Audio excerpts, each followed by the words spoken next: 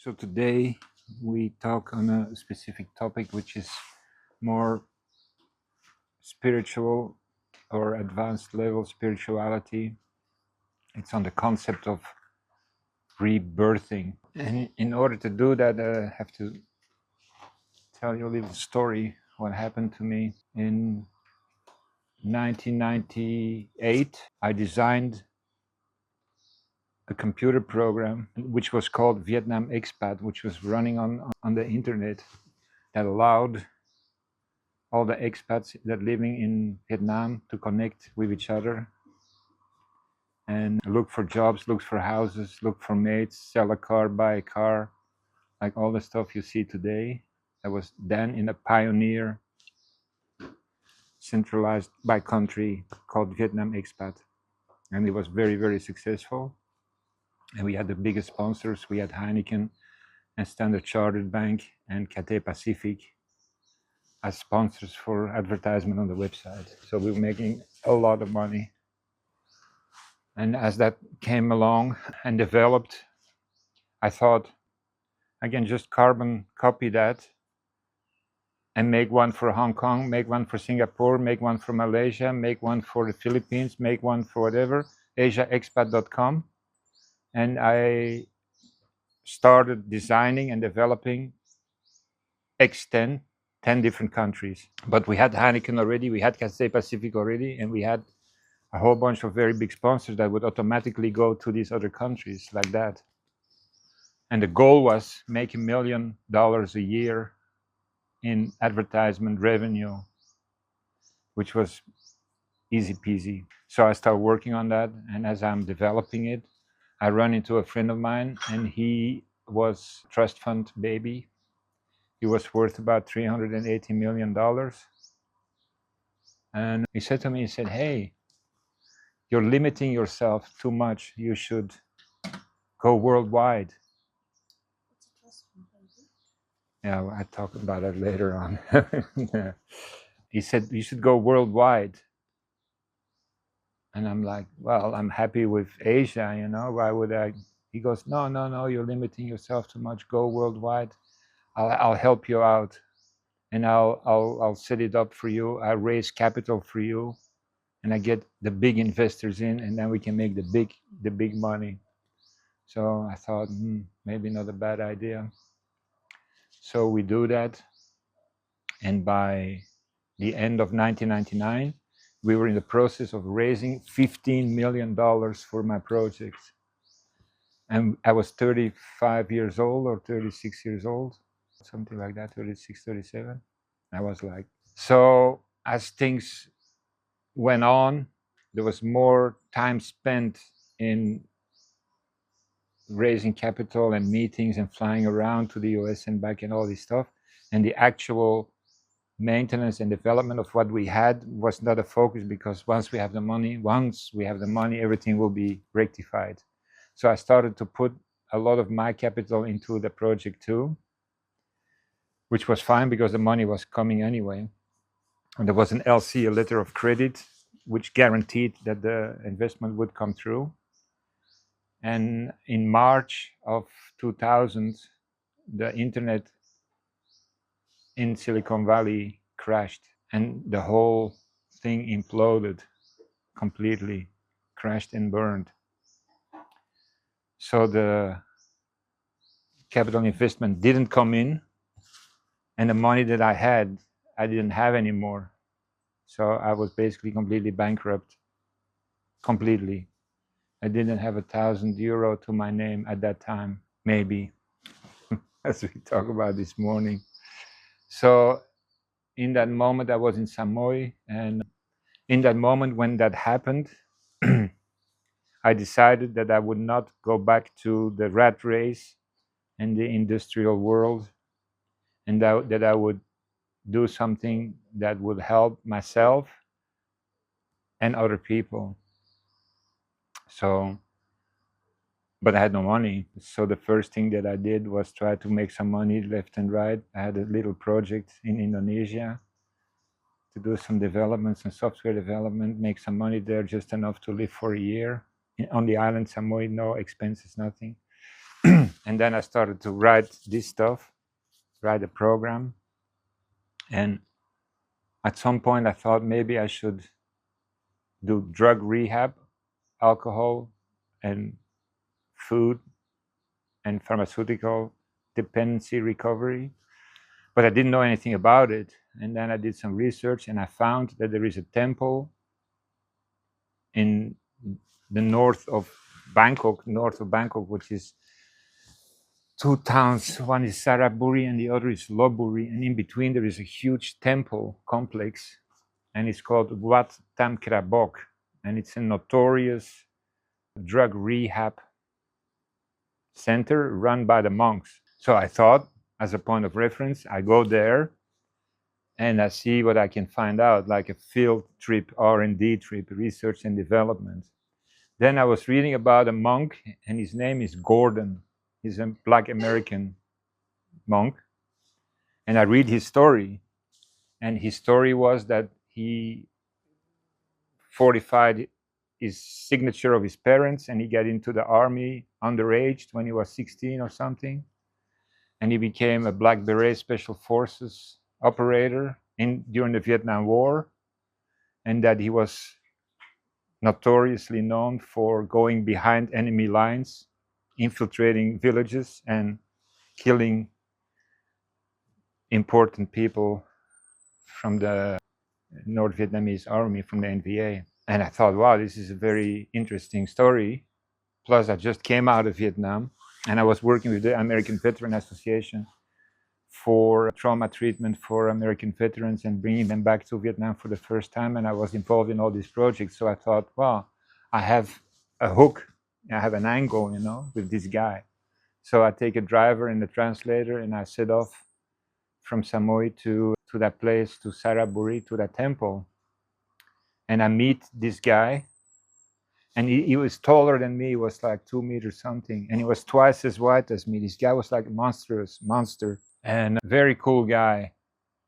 And I very well prepared. I had like 30 questions for him. And he had a very thick Southern accent, like from Texas. So at one point he said to me, he said, well, if you're so interested in everything we do, why don't you come and join our program? And then he leaned over and he said, or don't you dare, boy.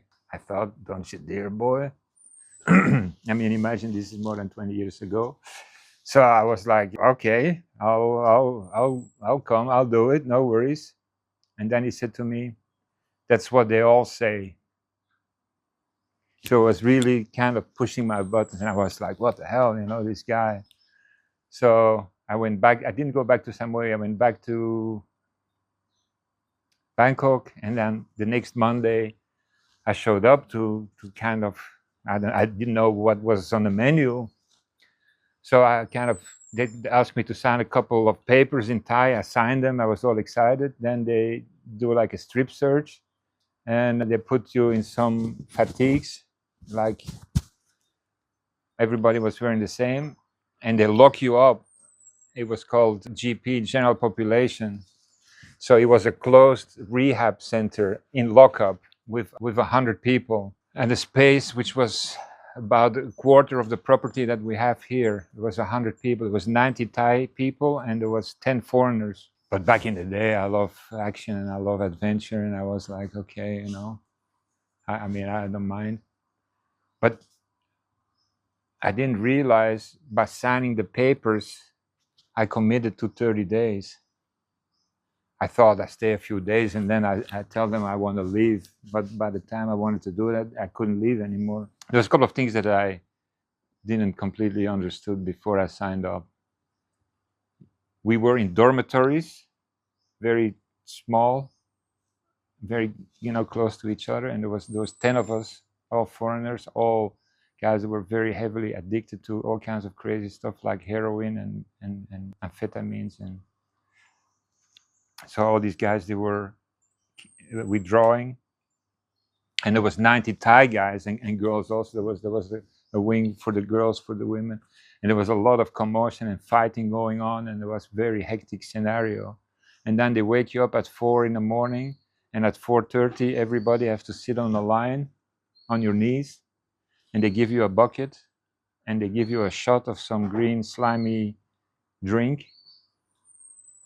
and then you have to start drinking that bucket of water and vomiting. And that is one of the most brutal things that I've ever experienced in my life, because that whole process takes an hour. So normally when you're sick and you have to throw up, maybe how long would that take? A couple of minutes, 10 minutes, at most, and you throw up 3 times, that's it. There, it's an hour. So at the end of the hour, some people had to be carried on a stretcher back to their room. I smuggled in a disposable camera, and I have 2 pictures that I will show you afterwards. So then I start to find out, okay, this is not a one-off thing. You have to do that 7 days. So 7 days you have to do the vomiting course, and then you're exempt for the rest of the 21 days left, 30 days. So the first one was already brutal, but the next ones was even worse, because you couldn't sleep at night because you didn't know, you had no watch and there was no reference of time.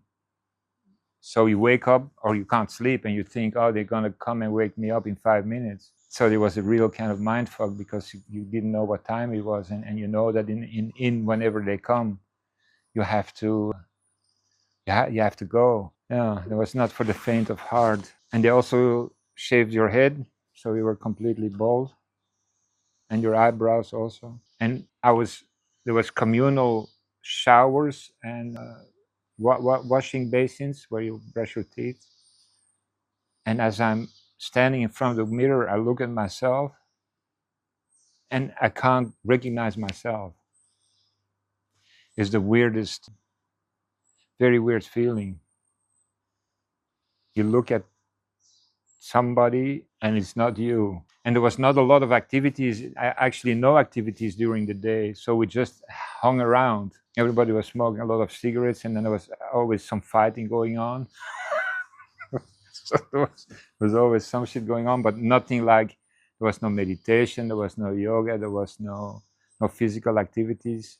So I would just walk around, and then I started to do chores and clean up, look for some trash or something to just make yourself busy, to have time go by faster. I asked for some tools to fix some windows and some doors. I mean, just try to do something useful. So I had a lot of time for contemplation, and that image of watching myself in the mirror and not recognizing myself, that kind of started haunting me. And I thought, who am I? Who am I? I was like, and that's an interesting question to ask yourself, who am I? And you could answer that. And you could say, well, I'm a female. I was born in this year. My name is this. My parents this. I have a sister or a brother. I am Caucasian. I am this nationality. Blah, blah, blah, blah. Your whole life story. The real question was, who are you really? Because all these things are labels. When you are born, they label you. They put a sticker on your bottle, and they go, you're Nives, and you're Colleen, and you're Elizabeth. But there was more to it. And that really kind of, I don't know, I got a bit obsessed about it. And I started imagining taking all these labels off. Like, imagine that, you all these points of reference that you have now, take them away one by one and see what is left. It's like peeling an onion, as it would be a good reference. You start to peel off, okay, take your name away, then take your relations with your family away. And you can take your race away, you can take your gender away, you can take everything away until there is absolutely nothing left. And then you can ask yourself, in the form of spirit or soul, who am I? And I couldn't answer that question, but what I could answer was that who I pretend to be, that I am not. Because everything that I use, show, is not me. This is all camouflage. This is make-believe. This is all parts of defense mechanisms. And because they took away everything that identified me to who I was, the watch that I wore, the way that I cut my hair, the shirts that I wear, the shoes, my personality, that all that personality was like the only thing that was kind of left, but the personality was based upon the stuff that I used to, to play my role. So if they take that away, then part of my personality was also gone. I was wearing this ring, I had a Rolex on, I had all this kind of I'm the man guy. But all that is taken away. And then you ask yourself, wow, if I'm not defined by that, which I was, that is kind of a harrowing wake-up call. I found that exercise to be very, very insightful. And the realization that I was playing this kind of character, this role, for most part of my life, and that it wasn't really who I truly, really, really was. So after a week, I still didn't know that I couldn't leave. But I thought, hey, at least be a man and do at least the 7 days. You can't, because otherwise you're a pussy if you leave after day 3 or 4. I mean, at least be a man about it and do what is, do the main part of the program. So after 7 or 8 days, I asked one of these monk guards, I tell him, hey, I want to leave. And he laughed at me. I still remember his smile. He just smiled at me. He goes like, yeah, right on, man. Good. He goes, no, 30 days. Sam sip 1. 30 days? I have a kid. I have, can I make a phone call? No. Can I see Gordon? No, Gordon is not here now. Gordon, he's gone. He went somewhere. So I was like, shit, now I'm trapped in this place. So I asked another guy, everybody was laughing. That they thought that they couldn't realize. Everybody was coming off drugs. I was the only one that was there, clean and sober when I went in. So I was undercover, actually. I mean, not actually, really like undercover, because I wasn't there to do the program to detoxify or, go through a rehab program. So one day I'm sitting there, and there was some steel bars. And from here to the sala somewhere, I see Gordon far away. So I call him. I shout at him, Gordon! And he looks up. And I'm waving, and he comes over. I said to him, I said, man, I said, I kept my part of the deal. I said, you never told me it was 30 days. I'm just here for a research project, I'm not here for anything else. And then it took another 2 days, and then they let me go. So brutal, very emotional, very spiritual, many kind of a big bag of mixed emotions when I came out of that. Then I started to set up my programs, and I found that to be such an important component, because it kind of changed my life and my perception of who I was and where I come from and who I pretend to be and all these dynamics. So I wanted to implement it into my program, as I implemented the vomiting part also in the early days of the program. So it wasn't very well received, to say the least. So for the guys and for the girls, they would have to leave everything with check-in. You can't have anything that is yours. Nothing. No personal belongings. So with whatever you arrive, all of that is taken. Everything, including your brush or your shoes, your socks, your underwear, name it, everything gone. And we provide everything to you. That's already a pretty shocking experience. I don't know if that ever happened to you. It happens when you go to the hospital, that they take everything and they just put you in the hospital outfit.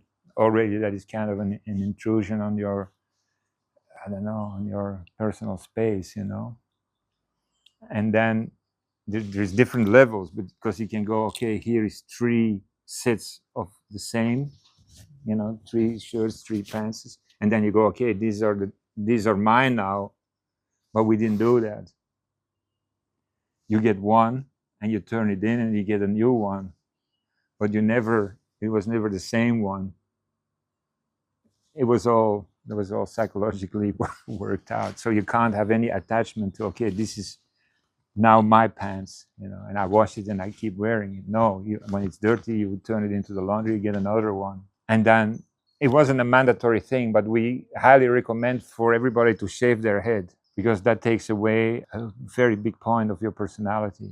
For the women, of course, that was not possible. So, and in reality and in practicality, when people are already kind of in dire straits, and anyway, I came to the conclusion that these dynamics didn't really work very well and weren't very well received. So we had to kind of step back from that. And then I thought there has to be another way that I can convey the same experience without having to go physically through it. And then I designed this specific exercise, which is a visualization meditation exercise on the concept of rebirthing. So you imagine that you are in a very big house, contemporary, beautiful, modern, white. Everything is like white. It's like somewhere in the south of France or somewhere in a hot climate. It's on a hill. So you're a little bit elevated and you can see very far, and there is vineyards all around, like very serene, beautiful setting. And you're home all alone, nobody there, nobody around. And there's a corridor where there's a staircase to go to the first floor. And next to the staircase, there is a door.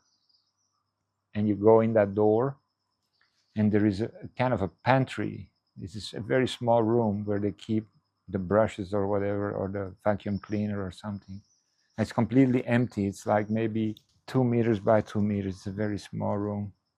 And there is a chair in that room and a coat hanger. So you go in the room, close the door, sit down, sit on that chair. And the only thing you see is you sitting in the chair and a coat hanger. And then you look, and then you realize that you are wearing a bathrobe. And then you realize that this bathrobe has all kinds of markings on it. There's patches. And you can see there is your name. There's a name tag on it. And there is some stars and stripes. And there is also some cuts and maybe some stains or even some blood stain on it. And you realize that this is the representation of everything that happened in your life and everything that identified you as who you are in that moment. It's all embedded in that bathrobe. So the next step, you stand up and you take off your bathrobe and you hang it on the coat hanger and you sit down. This is a very intense moment because it's the moment of, I call it segregation, separation between the physical and the spiritual, between soul, spirit, soul, and you in your physicality. And it's a very kind of scary. I found it to be very, very scary. It's also a moment that you can't reverse. You can put the coat back on, but before you were the coat. It's the same thing with the monkey and the mind. You are not the monkey. You are not your mind. You are not your thoughts. It's the same level, but on a different level. So again, separation, I call it segregation. And once you realize that you are not the mind, you can never be the mind again. Once that umbilical cord is cut, it's a permanent cut. Before you are the coat, but now you took it off. So you can put it back on, but it's never the same anymore. So you sit there in contemplation and in meditation without your coat. And it's a very intense mixed bag of emotions, of kind of fear and some level of excitement, a lot of freedom, a lot of, I would call it, identity crisis based emotions, because who am I then if I am not that what I thought I was? So you get comfortable in that state without your bathrobe, and then you put your bathrobe back on and you leave the room. And the exercise is to go to that room on a regular basis and to take the coat out every time and become more and more comfortable with you taking the coat off. And the next step would be for you to create some distance between you and the coat. So you step outside the room without the coat, but you're not in the physical body. Huh? You're like the invisible man. So you go outside the room and then lounge around a little bit, watch some TV or whatever, read a book, listen to some music, and then go back in the room, put the coat back on. So more and more and more, there is a new identity starts to develop in a way, or what has been suppressed and contained by the coat has been released. The coat's not defining you anymore. It is.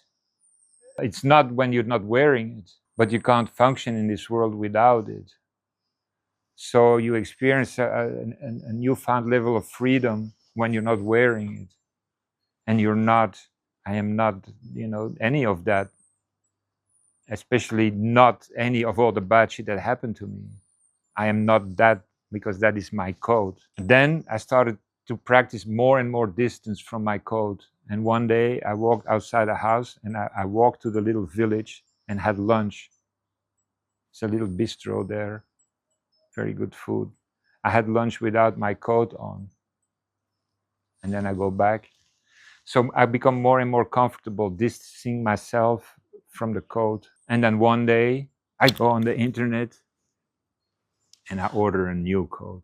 And it came 4 or 5 days later in a big box. And I take it to that room and I take my old coat off and I put my new coat on, completely blank, virgin new coat. It's very uncomfortable. It's like putting on new shoes, new clothes. When you just put them on for the first time, it's not very comfortable because they're not worn in. So I'm sitting in my new coat now and I'm looking at all the labels of my old coat. And I found labels on the back of my coat, which I didn't even know that I had, because I can't see on the back of my coat when I'm wearing it. I can only see the back of my coat when it's hanging on that hook of the coat hanger. And then I take a pair of scissors and I start cutting the labels from my old coat, the ones that I like, and I put them on my new coat. I sew them on. And the old labels of my old me, I leave on there. And particularly for myself, I was forcefully adopted when I was 15 years old. So my family name, Lambert, is not my birth name. It's not the name of my father. So that also added through my life as part of identity crisis and all that stuff. So doing that exercise also liberated me from that stamp of carrying something that isn't really mine, or that is not really anyway, and the whole trauma that came with that chapter of my life. I'm not defined by that anymore. You can have a bottle of wine or anything and put any label on it, change the label, it doesn't change the content of the bottle. Huh? You can take a very expensive bottle of wine and put a cheap label on it, or the other way around. But they've done the tests, psychological tests. If they take a bottle of cheap wine and they put an expensive label on it, people think it tastes much better. So there is, of course, an effect to that. So now I'm with my new code, my new defined me. And you already went through these kind of similar exercises of your defects of character and your positive characteristics, that list of, you start to find out who you are, who you want to be, the things you don't want to be anymore, and all that stuff. So that all comes very nicely into this dynamic.